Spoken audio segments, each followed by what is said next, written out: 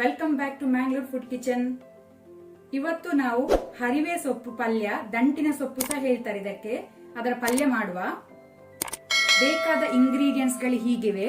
ಇಲ್ಲಿ 3 ಕಟ್ಟು ಹರಿವೆ ಸೊಪ್ಪನ್ನು ತಗೊಂಡಿದ್ದೇನೆ, 3/4 ಕಪ್ನಷ್ಟು ಕೊಕೊನಟ್ ಗ್ರೇಟೆಡ್, ತೆಂಗಿನ ತುರಿ, 3 ಹಸಿಮೆಣಸು ಗ್ರೀನ್ ಚಿಲ್ಲಿ, ನಿಮಗೆ ಖಾರ ಜಾಸ್ತಿ ಬೇಕಂದ್ರೆ ಜಾಸ್ತಿ ಹಸಿಮೆಣಸು ಯೂಸ್ ಮಾಡಬಹುದು, 1 ದೊಡ್ಡ ಸೈಜ್ ಅನಿಯನ್ ಈರುಳ್ಳಿ. ಸೊ ಇಷ್ಟೆಲ್ಲ ಇಂಗ್ರೀಡಿಯೆಂಟ್ಸ್ ಗಳು ಬೇಕಾಗಿದೆ. ಸೊಪ್ಪನ್ನು ಒಳ್ಳೆ ರೀತಿ ನೀರಲ್ಲಿ 2 ರಿಂದ 3 ಸತಿ ತೊಳೆದು ಇದನ್ನು ಸಣ್ಣಕ್ಕೆ ಕಟ್ ಮಾಡಿ ಇಟ್ಕೊಳ್ಳಿ. ಇದರಲ್ಲಿ ನಾವು ಸ್ವಲ್ಪ ಸಹ ಎಣ್ಣೆ ಯೂಸ್ ಮಾಡ್ತಾ ಇಲ್ಲ, ತುಂಬಾ ಸಿಂಪಲ್ ಹಾಗೂ ಹೆಲ್ದಿ ಆದಂತಹ ರೆಸಿಪಿ ಇದು.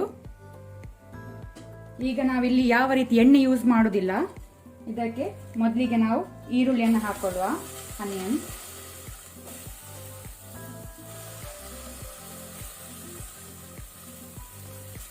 ಆನಂತರ ಗ್ರೀನ್ ಚಿಲ್ಲಿ ಹಸಿಮೆಣಸು, ಅದರ ಜೊತೆನೆ ಸಾಲ್ಟ್ ಉಪ್ಪು ಸೇರಿಸ್ಕೊಳ್ಳಿ.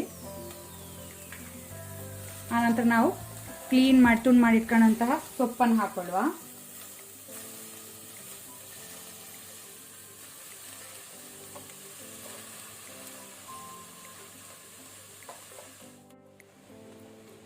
ಈಗ ಮೇಲಿಂದ ಕೊಕೊನಟ್ ಗ್ರೇಟೆಡ್ ತೆಂಗಿನ ತುರಿಯನ್ನು ಹಾಕಿ ಬಿಡುವ.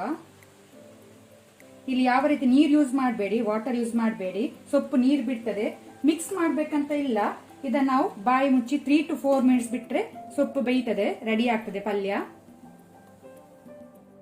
ಇಲ್ಲಿ 3 ಮಿನಿಟ್ಸ್ ಆಗಿದೆ. ಆಗ ಕ್ವಾಂಟಿಟಿ ಫುಲ್ ಇತ್ತು, ಇದು ಬೆಂದ ನಂತರ ಕಡಿಮೆ ಆಗ್ತದೆ ಇದರ ಕ್ವಾಂಟಿಟಿ. ಒಮ್ಮೆ ಮಿಕ್ಸ್ ಮಾಡಿ ಬಿಡಿ.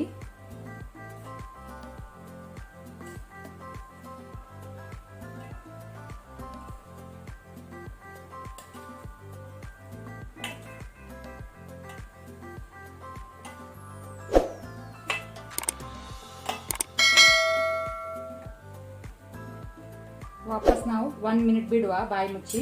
ಅಲ್ಲಿಗೆ ಸೊಪ್ಪು ಪಲ್ಯ ರೆಡಿ ಆಗ್ತದೆ ಸರ್ವ್ ಮಾಡಲಿಕ್ಕೆ.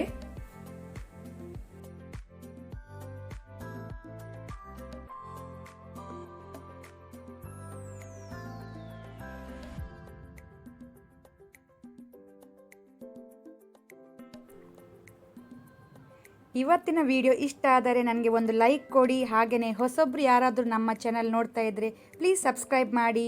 ಈ ವಿಡಿಯೋವನ್ನು ನಿಮ್ಮ ಫ್ಯಾಮಿಲಿ ಫ್ರೆಂಡ್ಸ್ ಜೊತೆ ಶೇರ್ ಮಾಡಿ. Thank you.